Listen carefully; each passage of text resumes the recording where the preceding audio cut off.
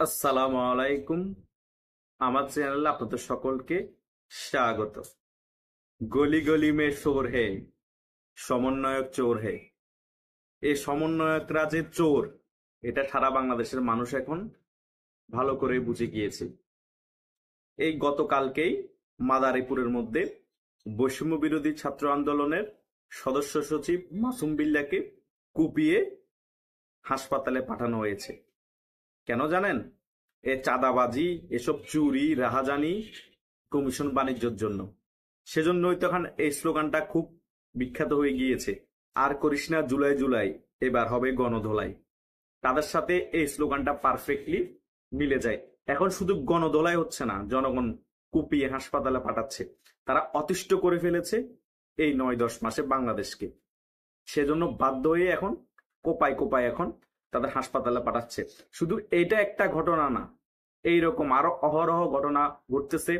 বিভিন্ন জায়গায় এসব বৈষম্য বিরোধী ছাত্র আন্দোলনের সমন্বয়কদেরকে গণপিটুনি, কোপানো, সকল কিছুই হচ্ছে। সেনাবাহিনী শুধু এখন শুধু আছে কি নিয়ে? আওয়ামী লীগ নিধন নিয়ে, প্রফেসর ধরা নিয়ে। আমার কথা হচ্ছে, সমন্বয়কদেরকেও যে এভাবে করে মারা হচ্ছে, সেটাও একটা মবের মতোই। তাদেরকে আইনের আওতায় আনা হোক। কাউকে কোপানোকে আমি সমর্থন করি না, গণদোলাইকে সমর্থন করি না। সে যদি অপরাধী হয়, তার বিচার আদালত হবে, কিন্তু তাদের বিচার তো আদালত হবে না, তাদেরকে অ্যারেস্ট করা হচ্ছে না। সেজন্য জনগণ আইন হাতে তুলে নিচ্ছে। তাই আওয়ামী লীগের কর্মীদের সাথে যেভাবে মব হচ্ছে, সেম ভাবে অন্য জায়গায়ও যদি মব হয়, আমরা সাধারণ জনগণ সমর্থন করি না। সকলকে বিচারের আওতায় আনতে হবে। আর সমন্বয়করা যদি এভাবে করে চাঁদাবাজি, মব সন্ত্রাস করে, জনগণ নিজের হাতে আইন তুলে এভাবে গণদোলাই দিবে, এভাবে কোপানো শুরু করবে, তখন সেনাবাহিনী আর পুলিশ কি করবে? বাংলাদেশের মানুষকে নিয়ন্ত্রণ করা সম্ভব হবে? সম্ভব হবে না।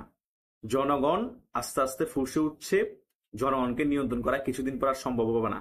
তাই যত তাড়াতাড়ি সম্ভব এই সমন্বয়কদের মব, চাঁদাবাজি, লুটপাট নিয়ন্ত্রণ করতে হবে প্রশাসনকে। প্রশাসনই পারবে একমাত্র এ সকল সমন্বয়কদেরকে দমন করার জন্য। সমন্বয়কদের কোন ধরনের মব সন্ত্রাস বাংলাদেশে আর চলবে না। প্রশাসন শক্ত হাতে এদেরকে নিয়ন্ত্রণ করতে হবে, তা না হলে এইরকম আরো গণধোলাই, সমন্বয়কদেরকে কোপানো বাংলাদেশে আরো বেড়ে যাবে। কারণ সাধারণ জনগণ মনে করবে এদেরকে আইনের আওতায় আনা হবে না, এদেরকে আদালতে বিচার করা হবে না। তাদের বিচার জনগণের রাজপথেই করে ফেলবে। কারণ তাদের বিচার রাজপথে করা ছাড়া আর কোনো উপায় নেই, তা না হলে আমরা বিচার পাবো না। কারণ আওয়ামী লীগের কর্মীদেরকে এবং অন্যান্য সাধারণ মানুষকে আওয়ামী লীগের ট্যাগ লাগিয়ে এমন ভাবে অপদস্থ, হেনস্থা করা হচ্ছে এবং ভয় দেখে টাকা নেওয়া হচ্ছে, তাদের বাসা চুরি করা হচ্ছে, ডাকাতি করা হচ্ছে, চাঁদাবাজি করা হচ্ছে। জনগণ এখন অতিষ্ঠ হয়ে গিয়েছে তাদের উপর। তাই আমি বারবার বলি, প্রশাসনকে কঠিনভাবে দমন করতে হবে এই সকল কথিত সমন্বয়কদেরকে এবং এনসিপি নেতাদেরকে। আমার কথা হচ্ছে, তারা বিপ্লবের নেতৃত্ব দেখ, যাই করুক, 10 মাস হয়ে গিয়েছে, তারা সেটা বিক্রি করে করে এখন দেশকে ধ্বংসর পায় তারা কেন করবে? দেশকে ধ্বংস কেন করবে? সাধারণ মানুষকে অতিষ্ঠ কেন করবে? চাঁদাবাজি, লুটপাট, টাকা পাচার কেন বিদেশে করবে? বাংলাদেশে এগুলা চলবে না। প্রশাসন এগুলার দিকে সুদৃষ্টি দিতে হবে। তাহলেই এসব কোপাকুপি বন্ধ হবে সমন্বয়কদের উপর, এবং বাংলাদেশের সমন্বয়করা মব সন্ত্রাস করতে ভয় পাবে। ধন্যবাদ সকলকে।